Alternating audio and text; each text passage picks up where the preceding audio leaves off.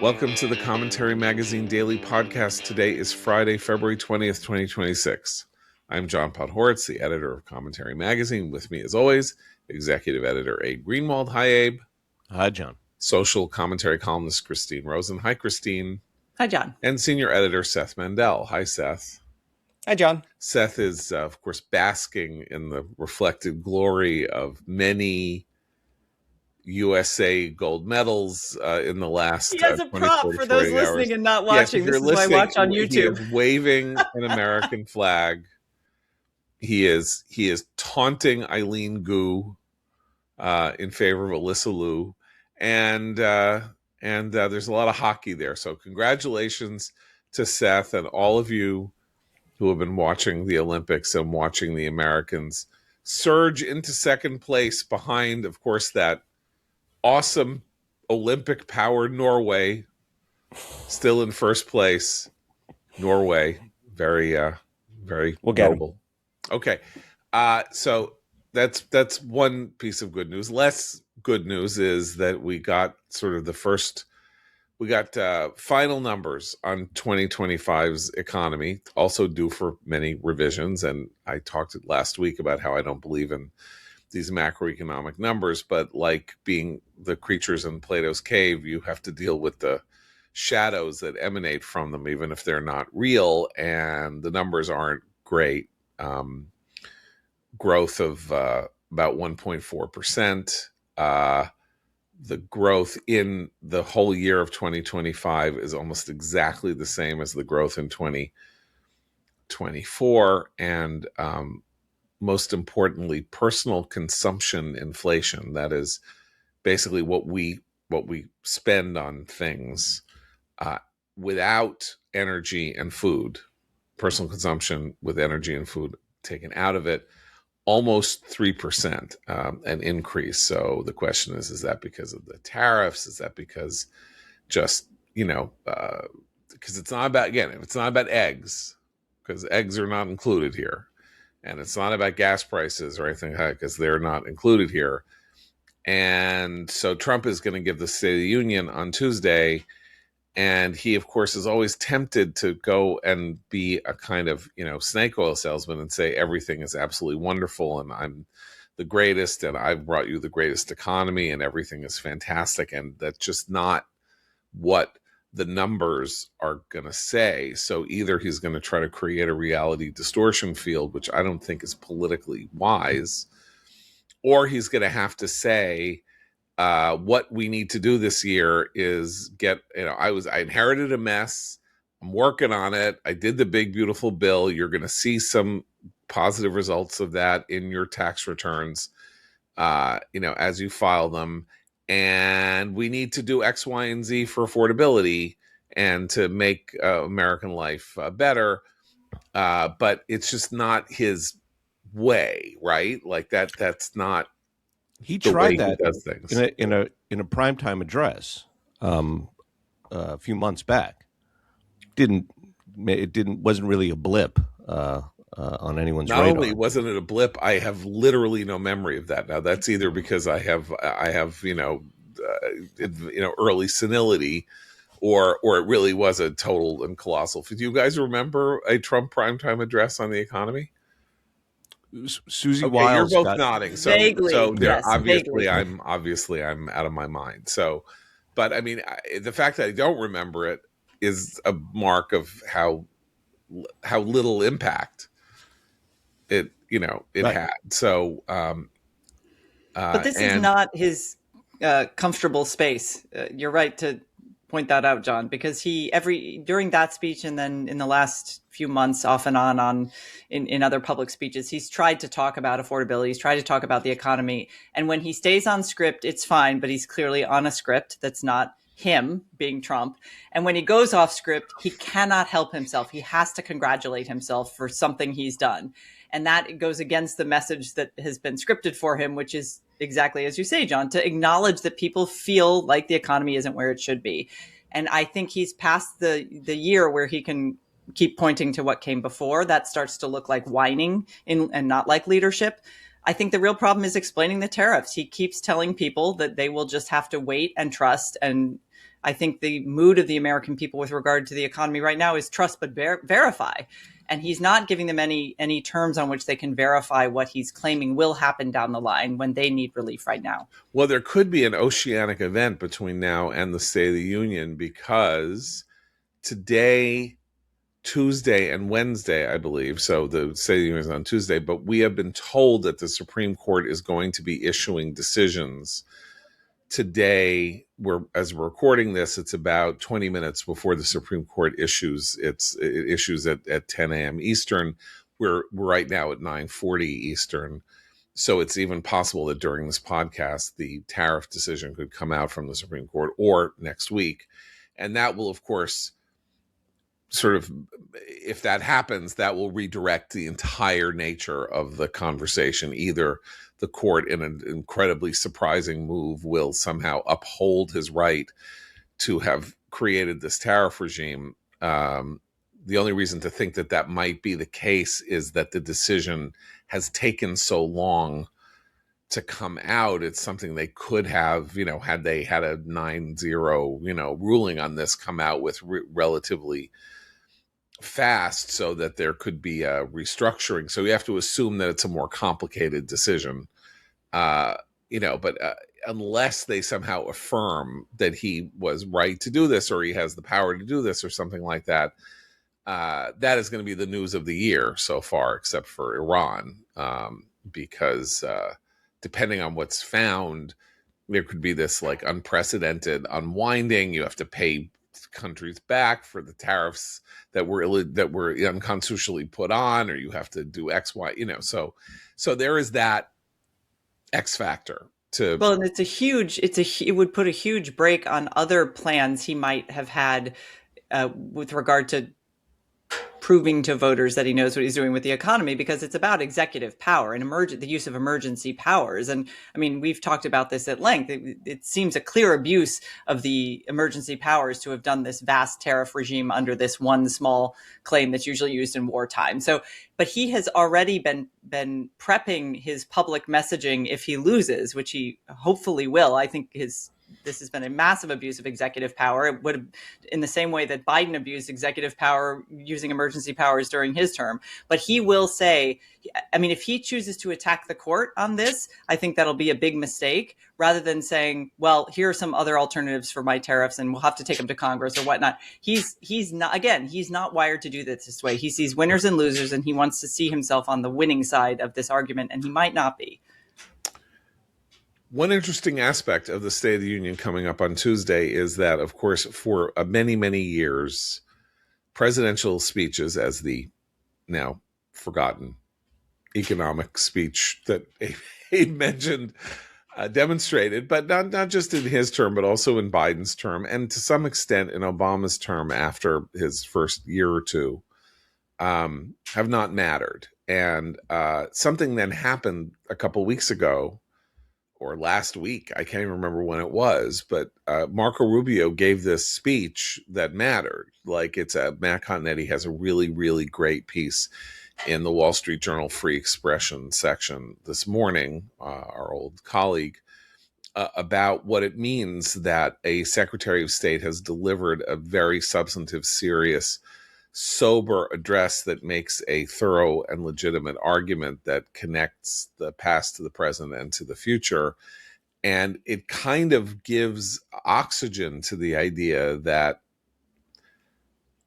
giving a serious, substantive speech can actually have major positive ramifications for the person who delivers it. Trump is unlikely in the extreme to somehow shift gears and deliver a major address. That's the opposite of who he is. He's an improviser.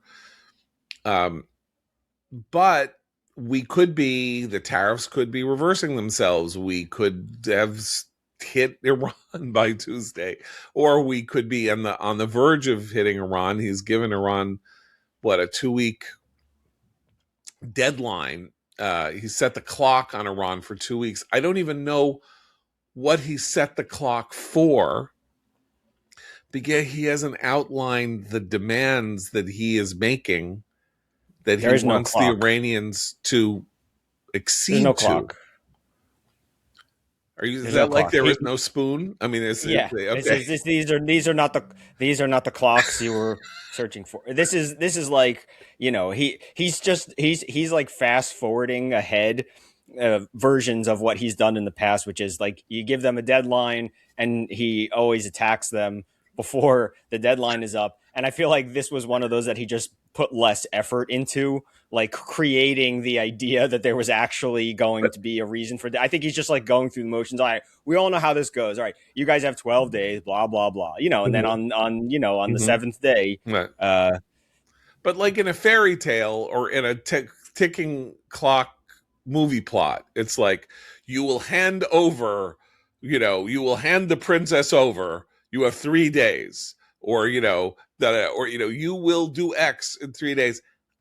He hasn't even said, like, if I were the mullahs, not that I have any sympathy for the mullahs, and I would like them all to be removed from office and go to meet their 72 virgins as soon as possible. But I don't know what he wants from them. He wants them to suspend nuclear enrichment. Is that really they're going to announce or to dismantle their ballistic missile program, or to go to elections? I don't even know what he wants, and they haven't articulated it. So it's a little hard to make a demand like, you will do what we ask or you're going to get it. Apparently they've been uncooperative at the negotiating table, but I'm not sure what. I assume, since we're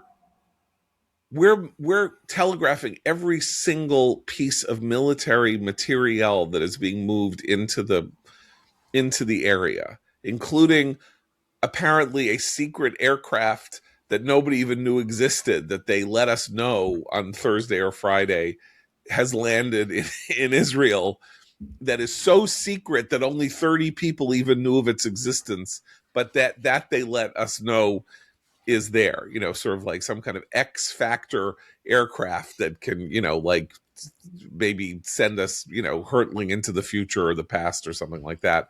So they're telling us how they're going to swamp Iran and destroy it and kill it and blow it up and all of that. But no one's saying what it is that we want.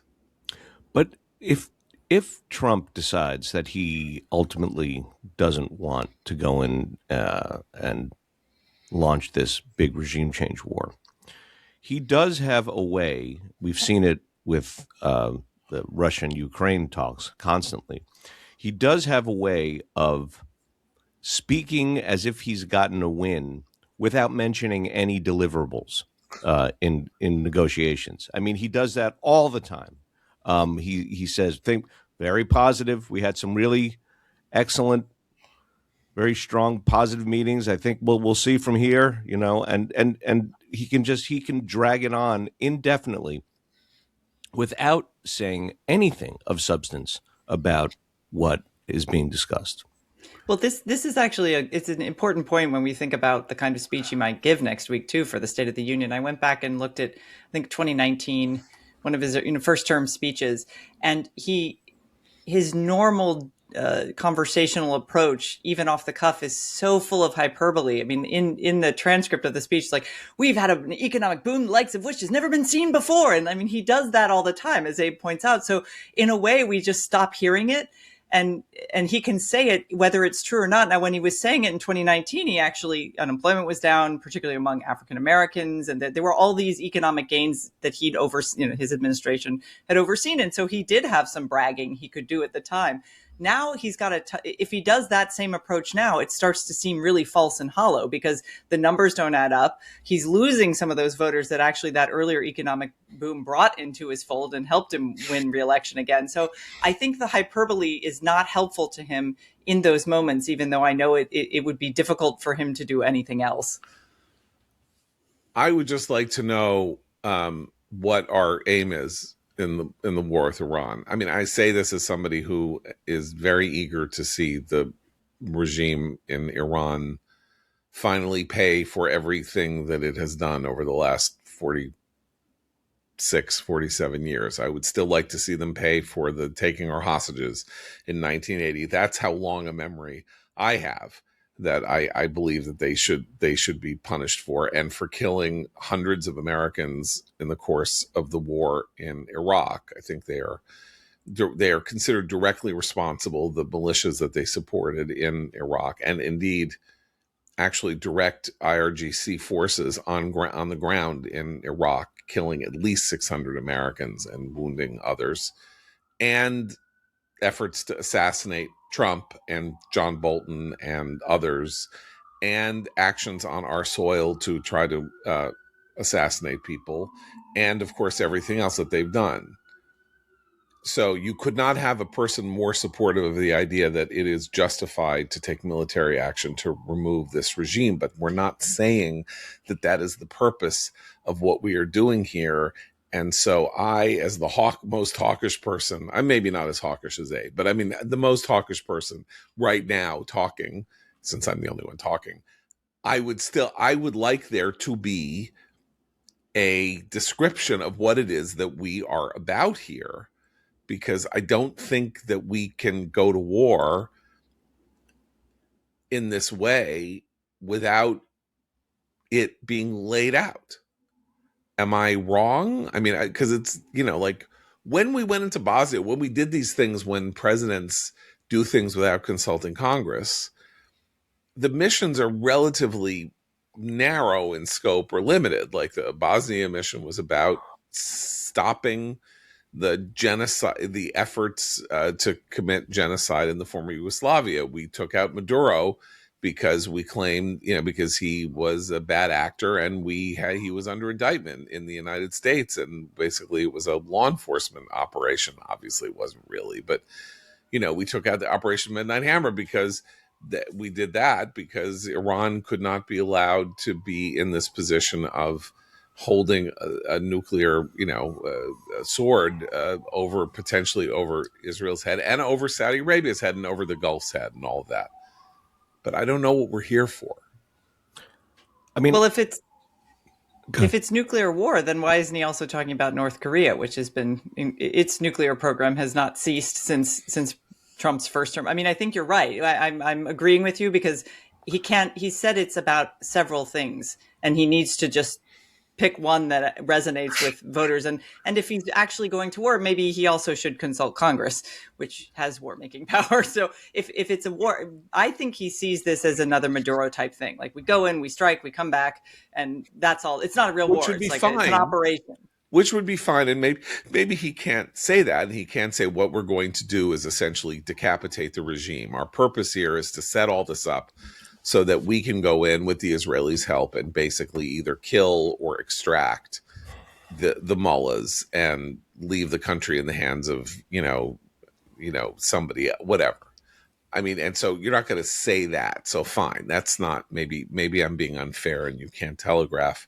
But he's doing war. I mean, he's making moves with the military that look warlike, in which case he should go to Congress and at least talk to them about what he plans to do. That's kind of in the Constitution. So that's the part where I get a little... It's not the Constitution that he has to talk to Congress. It's only... Well, he doesn't have... But if he continue, if it's not just a simple operation, look, I think we have, through experience, presidents have gotten away with doing a fair amount. This is not a president I would trust to be thoughtful of the limitations of his executive power. So if he wants to do more than just a simple strike operation, he can and should consult with Congress. Congress has war-making power in our nation.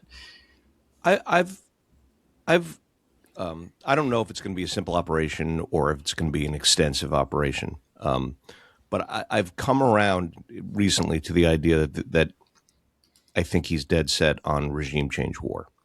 And I think the tipping point for him, this is just my thinking about it. Tipping point for him was during the protests, the regime was cracking down on the Iranians. He went out there, he said, keep fighting, help is on the way. Then he made an announcement and said, very reliable sources, my threat has worked. The regime is not going to kill anyone. They're not, no one's getting hanged on Friday, blah, blah, blah. And then reports came out that the regime killed tens of thousands of people. and he feels like a total chump. That, I think, was the tipping point for him. I think he had other reasons that, as John has articulated here. There's too many good reasons to go into Iran, and I'm sure he had been weighing all of those as well. But I think he was really shown up right after he did this, incredible thing in Venezuela. I mean, I think you're probably right. And as I say, maybe that's something that you can't telegraph. So I'm being unfair. And it isn't actually that long a period of belligerence that we're talking about. Like, this whole thing started on December 28th when the protesting began in earnest all across Iran, and the moment of his Trumpishness was the 8th and 9th of January, and this is the 20th of February. So it's actually not that long a period. Jonah Goldberg sent me a piece by Vali Nasser in the Financial Times this morning, because I had said yesterday I couldn't get inside the mullahs' heads, and he said this is an interesting way of looking at the mullahs. Maybe this will help explain it to you. And the piece following along Michael Oren's piece that I talked about yesterday in the Free Press says the mullahs are looking on a longer timeline. They think that they won Operation Midnight Hammer by surviving it. They're looking at a longer conflict. They want to extend the conflict. They're preparing for a long war, and they want to make Trump fight a long war, and then maybe he won't have the stomach for it. My problem with this analysis is that they didn't know on December 28th that they were going to be plunged into this crisis. So the idea that they haven't had time to prepare for a long war, it hasn't even been 2 months. They've been dealing with their internal struggles and trying to make sure that the regime doesn't topple from the inside, and making the decision to fire on 30,000 people in cities across the country, and then deal with these demands of Trump to negotiate or to do whatever they're supposed to do at the negotiating table. So I don't believe that the mullahs are, have a long-term strategy for fighting Trump right now. Everything that's happened here has happened as a result of a series of circumstances, largely triggered by the collapse of the rial, the currency in Iran, and so they are improvising the way Trump and Israel seem to be improvising to some. Okay, but I'm going to push back a tiny bit on how we, and I include myself in this, how we have been talking about this, because we're talking about the mullahs fighting Trump, pushing back on Israel and Trump. It's the United States that's long been their enemy. I mean, this goes back, as you noted earlier, decades and decades and decades. We are the great Satan. We're the enemy. We are an existential threat to what they think their place in the world is. And that hasn't changed. And I think seeing it entirely through the lens of Trump, from their perspective, is a mistake on ours, because they see the United States and all the power that we bring to bear in the world. And I think Trump likes to see these conflicts as, Venezuela versus Trump and Iran versus Trump. But I don't think that's helpful for our own strategic thinking, and long-term in particular, because so far I've seen from Trump, obviously he is willing to use force when he feels it's necessary, but the aftermath is what we should be thinking about. He's got 3 more years in office. That's not a short span of time. And in Trump time, that's like dog years. It'll feel like 10 more years. But then comes whoever comes afterwards. And the groundwork we lay now, particularly in Iran and in the Middle East, is going to have ramifications. So I would say that's why I'm harping on, if he wants to do anything more than just a simple strike, he should go to Congress, because we all have to live with the aftermath of whatever he chooses to do. But, seeing it as Trump versus these countries strikes me as exactly what Trump likes, but not helpful for understanding long-term what we're doing. Just to explain, Christine, that doesn't even take into account his 3rd term.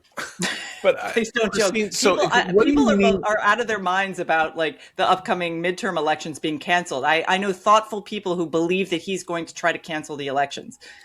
Well, or that he's going to interfere with the elections by using federal force.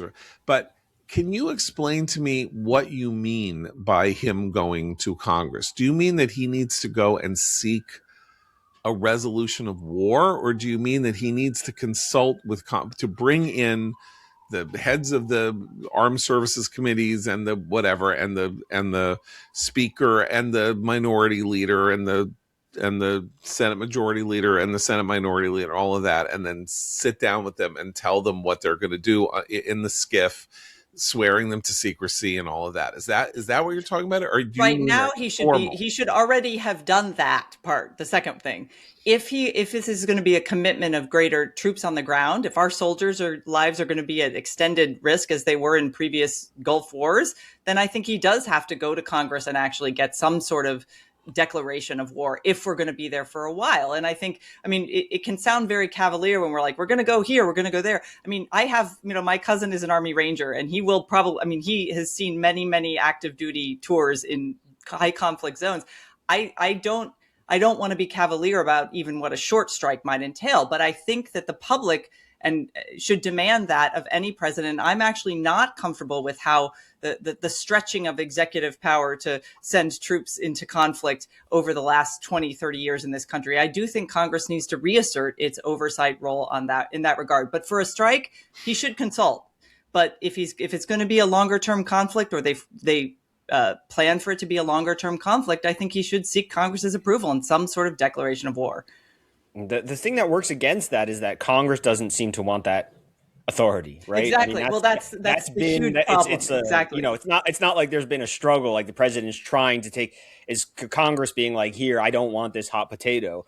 And it's like, if you walked into the House building and said, who here wants to vote on war? Like, ever since the Iraq war, that's been something that they don't want to do. They don't want to be on record. And they know that, sometimes, as with the authorization of the use of force after September 11th, these things can live on, right? That AUMF was going on for, 20 years. And then, they were still fighting over whether they had to repeal it or renew it or whatever. Members of Congress have been very clear that they don't want their name on something that's going to be argued about for 20 years. And it's their job. That's what I'm saying. I'm like, that is their 100%. That's their job. 100%. It is their job. But this is why, if you remember, Obama went to Congress about the Syria strike.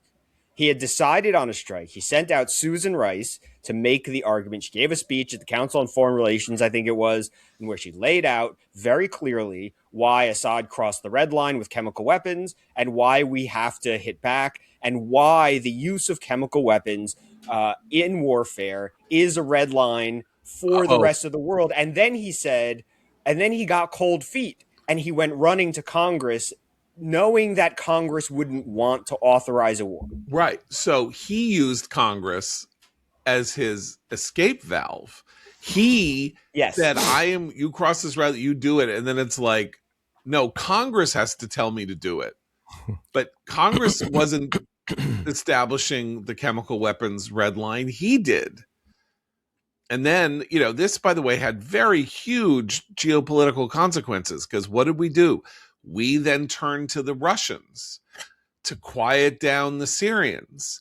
And the Russians took one look at us, going to them gratefully to bring them back into the Middle East, from which we had spent half a century doing whatever we could to get them the hell out of the Middle East. And then they said, hey, look, there's Crimea. Let me go. You know what? That I don't even want Syria, but I sure want Crimea. And this guy is clearly going to let me do whatever the hell I want to do. So Putin goes into Crimea a year later, and then basically 8 years after that goes into Ukraine. Like, this is not entire. Like, these things have very serious. To say nothing of the flood of refugees because of which destabilized Europe. It was huge. The consequences of Obama setting up that red line and then not crossing it, you could probably write an entire history of the 21st century in which that moment was a hinge, go the other way. That was a butterfly flapping its wings. Exactly. Yeah. Go the other way. And the entire history of the last 15 years or 13 years or whatever is wildly different. I don't know what it would be. I don't know that maybe it would be worse. I don't know. I mean, you can't know that. All you would know was that the idea that we don't live up to our own concerns, or we don't, we'll sort of let you do what you want to do if you're Vladimir Putin because we're too whatever, like had all of these knockoff, consequences. So, all right. So Christine says he should consult Congress, and if it's a serious war, go and get a declaration of war. Seth and Abe, where are you on this? I mean, as often with Christine's sober and informed take on things, I completely agree in the abstract. And it'll never happen in practice. Exactly. I know. Yes. So I can't get exercised about it because it's so, to me, beyond the pale of how things actually work now. Guys, I mean, that's kind of how I feel. I gotta interrupt because the Supreme Court has struck down the Trump tariffs. Wow. Just now. Excellent.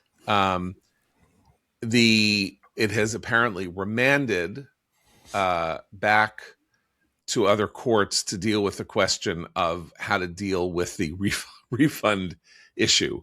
But the use of the International Emergency Economic Powers Act has been ruled unconstitutional. I'm obviously doing this on the fly here. But this is a very big moment. This is why we don't live stream, people. Right. But I mean, I don't think we cannot talk about it if the news breaks. My question, although we have to read the decision to really talk about it. No, I know, but I want to see I'm trying to see what the see what the count is. Who voted I'm what? Looking. I'm looking. It's not. It's like I don't know. It should be easier. It should be easier to find this out. It should be easier to find this out. Where is it? Okay. Anyway, 6-3 against Trump on tariffs, which is now, again, we don't know what the 3 means. We don't. I mean, we can presume that the 3 are conservatives on the court, but we don't know what it means that they are. Okay, the chief's lead opinion was joined by Gorsuch and Amy Coney Barrett. The court has long expressed reluctance to read into ambiguous statutory texts extraordinary delegations of Congress's powers. When Congress has delegated its tariff powers, it has done so in explicit terms and subject to strict limits. The government has read IEEPA to give the president power to unilaterally impose unbounded tariffs and change them at will. I'm very disappointed by the chief splitting the infinitive there. I'm going to say that right now. Shouldn't split infinitives. That view would represent a transformative expansion of the president's authority over tariff policy. There is no exception to the major questions doctrine for emergency statutes, nor does the fact that tariffs implicate foreign affairs render the doctrine inapplicable. So we don't know what the minority, which apparently is Thomas, Alito, and who am I missing? Kavanaugh. We don't know what they found. Maybe they, whatever. Anyway, but so 6-3, the tariffs are overturned. I wish it were 9-0 for the reasons that Christine explicated, but such is life. And I have sufficient respect for the 3 who seem to have gone the other way to assume that what they have decided has some, they will have some statutory constitutional theories that are not dismissible because they're serious people with serious ideas. Will be interesting to see how narrow their dissenting opinion is shaped. So right, exactly. But okay, so this, of course, now is going to right. So now the question is, how does Trump respond? And this allows me to go into the topic I really wanted to talk about, but we're 34 minutes into this. Because we have 2 things here. Trump is like going to war, is like planning a major war, some version of a war in Iran, right? Trump is facing this tariffs thing, we have an economy in trouble. We have, or not in trouble, but an economy that's not performing the way everybody would want it to perform. We have the ICE matters and the Border Patrol matters, and we have an upcoming election and all of that. And what did he do last night?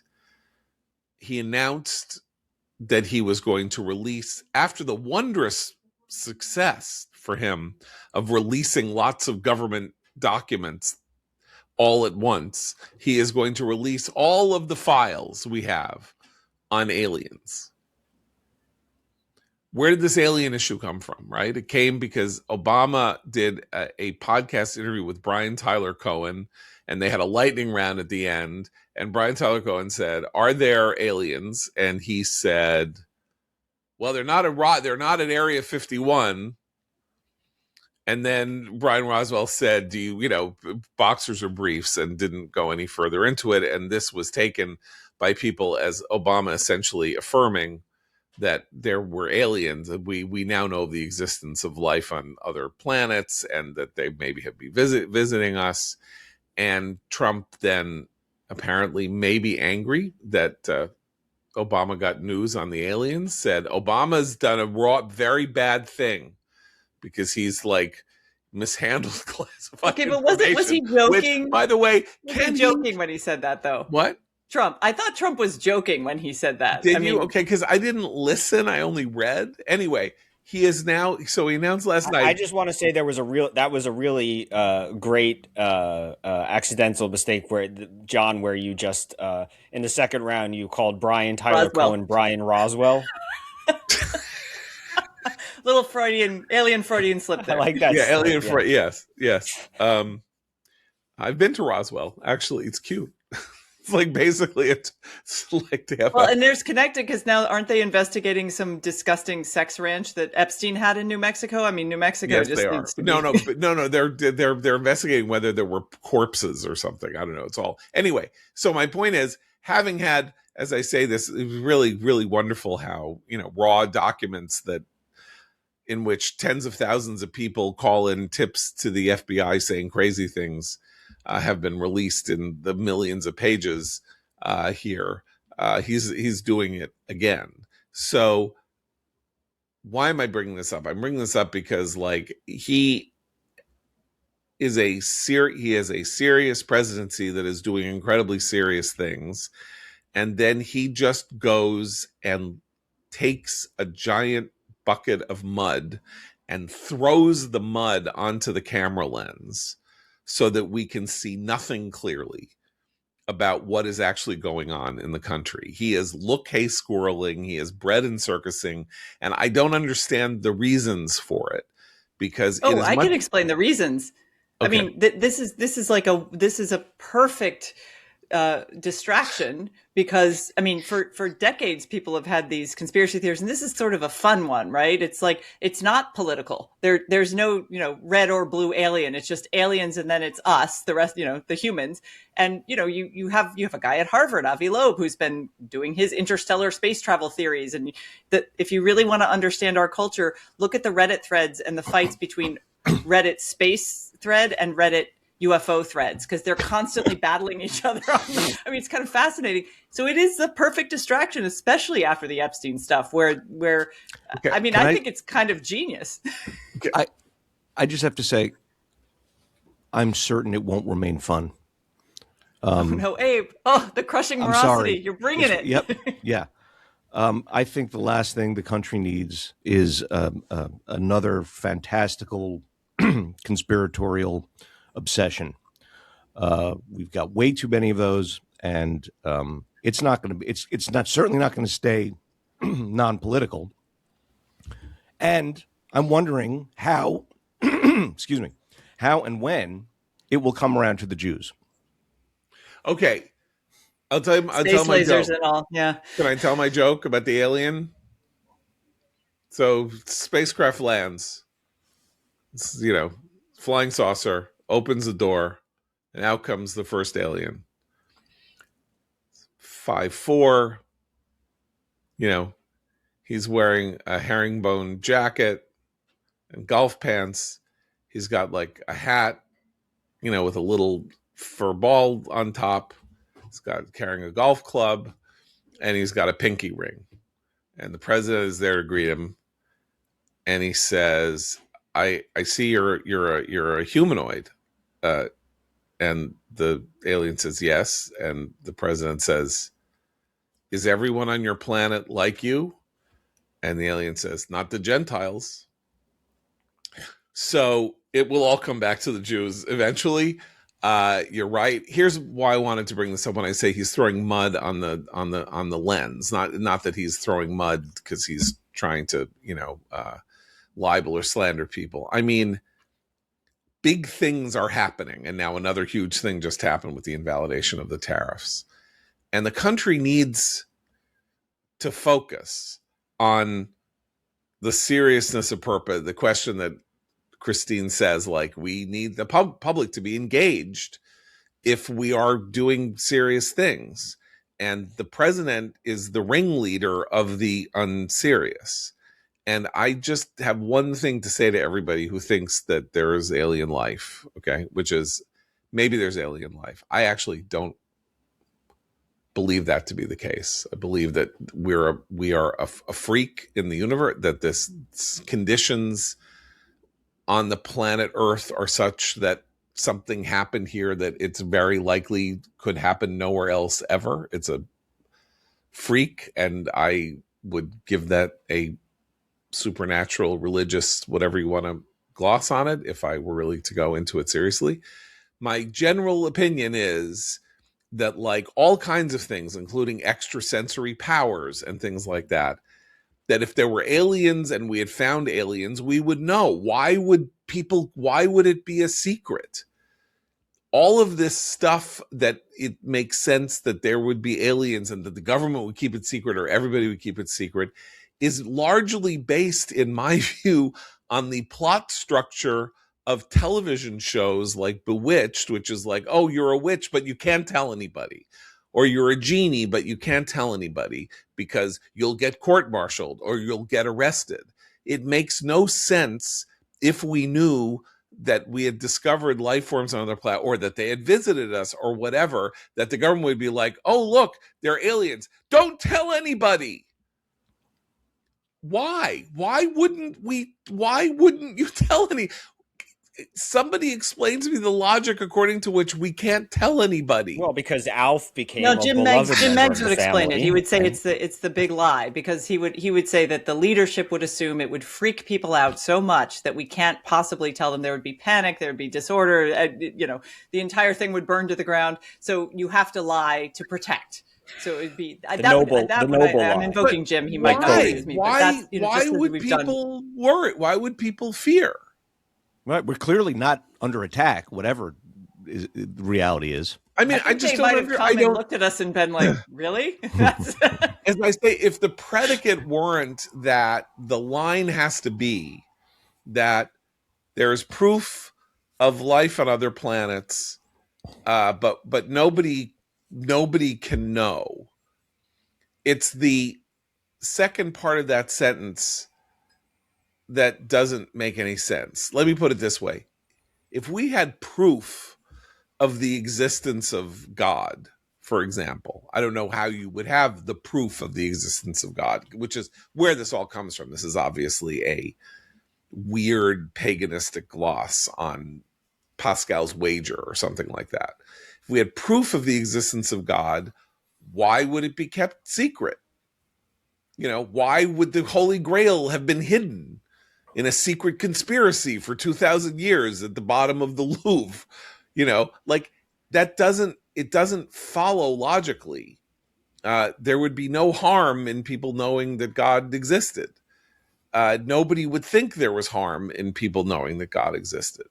So the world in which we need to see the files of documents that suggest that there were these things flying in the air that we can't explain, thus creating this bizarre set of, which is why I think Abe's right, that it wouldn't be fun after a while, because the question would be, who has not been telling us? And why? This is and where are the Jews in all of this? Yeah. But this is important because there's a deeply powerful human need to experience awe.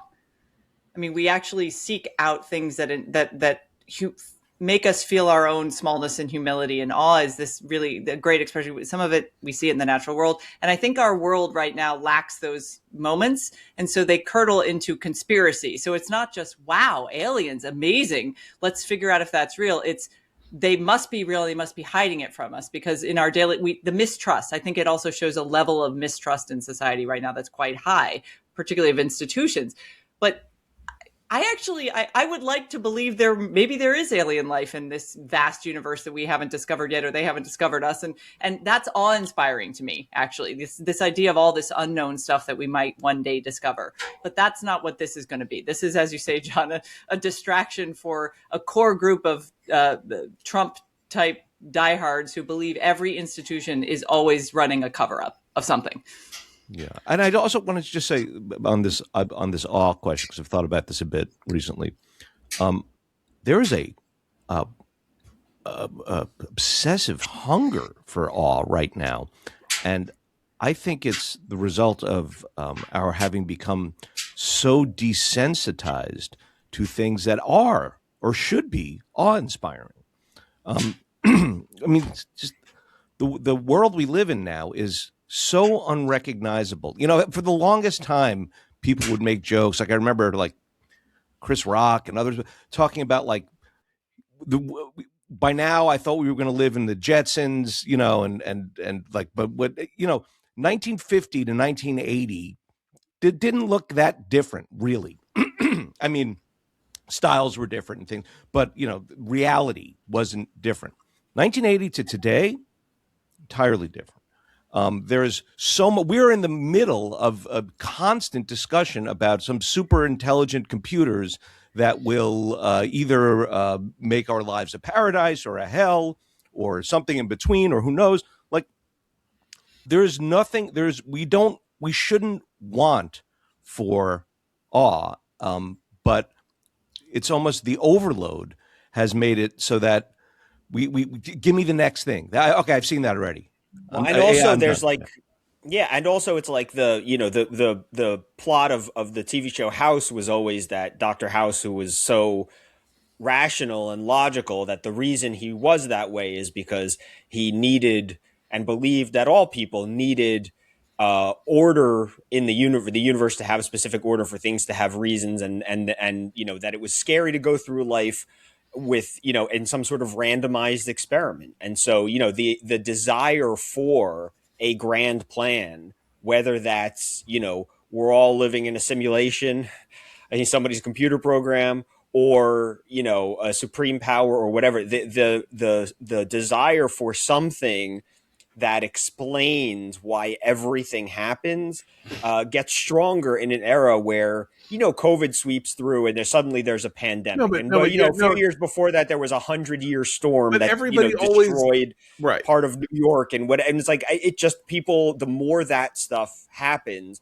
I think the more susceptible people are to want to know that and want to see that there's some sort of, you know, organized plan. Well, we have the West going through this process of extended de-religiousification. I don't, you know, like secularization. Secularism, but right. And so secularization, people need to live in wonder and in awe and need to believe that there is transcendence all around them. So if it's not going to be classic religious faith, it will be some form of paganism, nature worship, this idea that we are being directed or controlled, or there are more advanced beings in the sky than us, than we, right? That's just I wouldn't call it a perversion. It's just an extension of the religious impulse. Liel's great piece a few years ago in commentary touched on the sort of paganistic theme. Right. So I think the strangest aspect of this is that people, I think apes, we're not, it's not only that we have this, you know, thing about, is AI going to destroy us and all of that. There are little bits and pieces of things involving physics that I don't even begin to understand. I mean, to say that I don't begin to understand it is to understate by a billion. Like, this is something I really don't genuinely understand. No math, John. No math. But no, I'm quite the opposite. But from what I read and what I gather, we are on the verge in the next 100 years or something of discovering that the mechanics undergirding the universe are far stranger and weirder and less linear than we believe them to be, or have believed them to be, over the last sort of 300-400 years, in which, you know, we broke the code of how things work, that sort of like ended the dark and the Middle Ages and brought the Enlightenment and brought, you know, this 250-year period in which we invented machines and we discovered how to make cars and how to make planes and how to make spaceships and how to tie everybody together with a computer, and all this stuff that did not exist in 1800,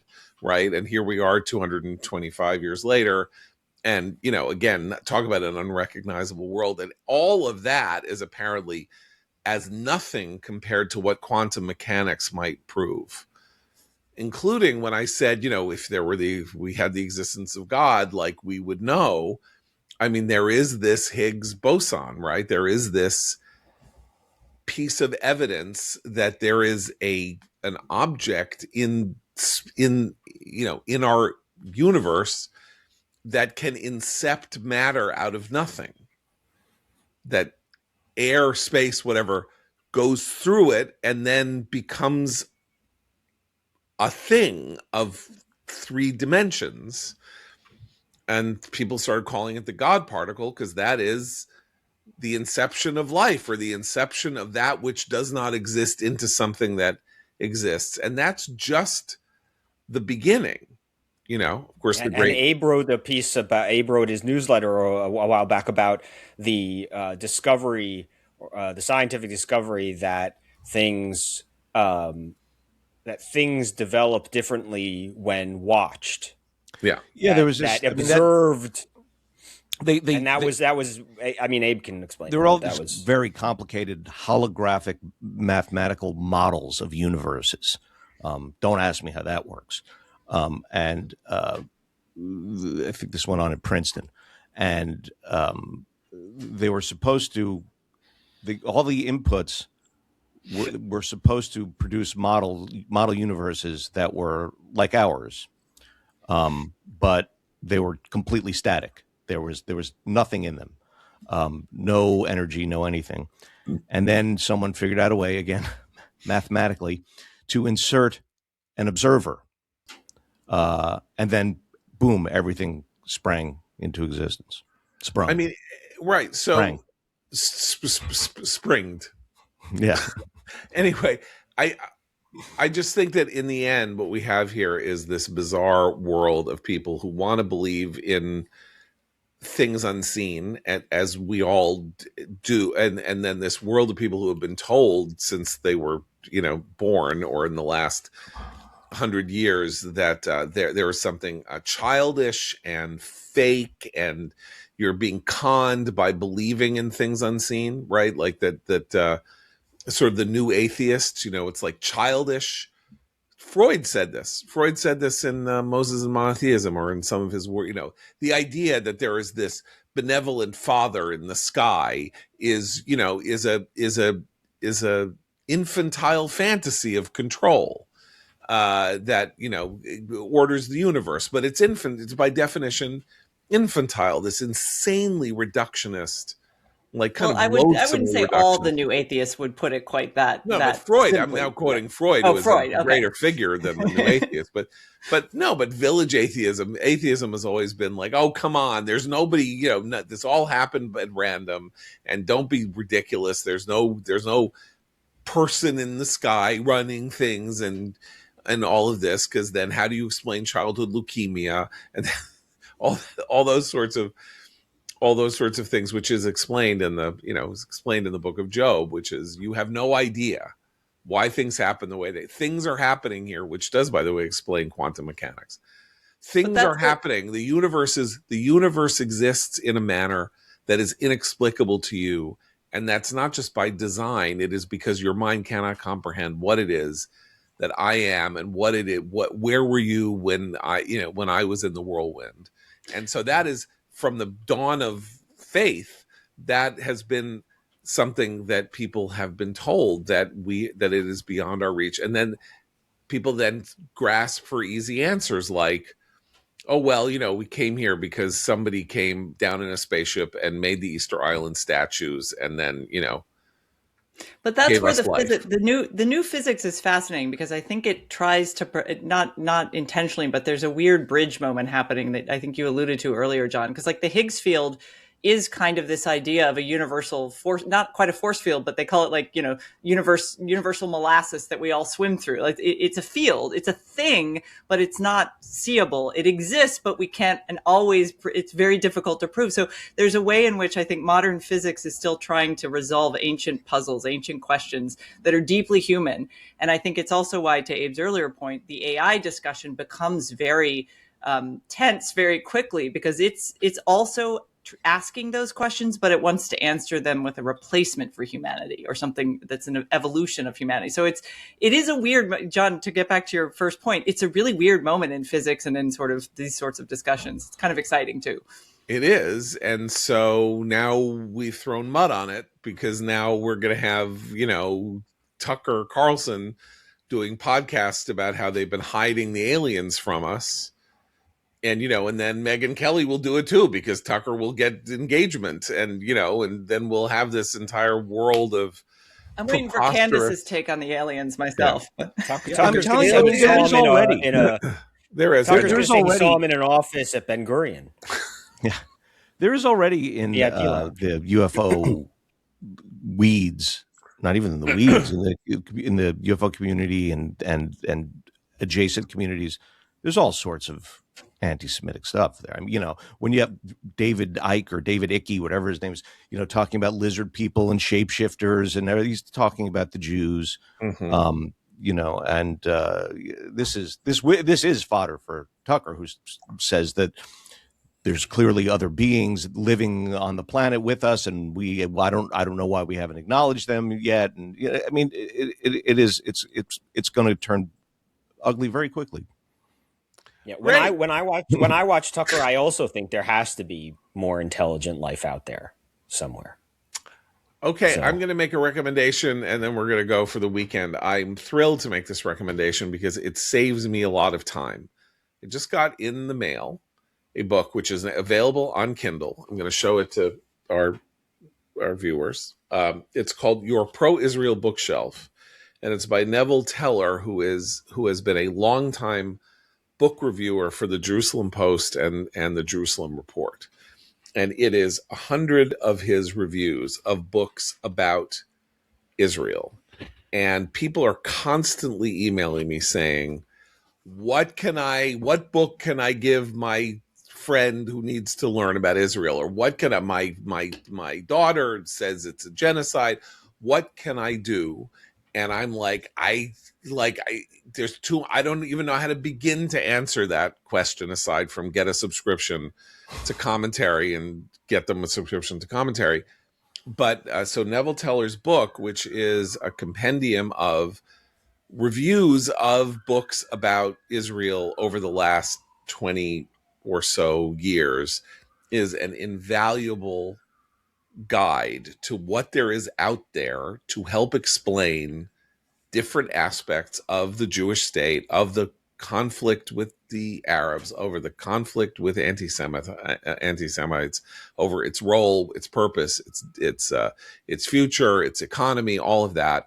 And so I heartily recommend this to you. As I said, it's available on Kindle. I looked it up. Your Pro-Israel Bookshelf by Neville Teller, Teller. So have a wonderful tariff-free weekend. We'll be back on Monday. For Christine, Seth, and Abe, I'm John Podhoretz. Keep the candle burning.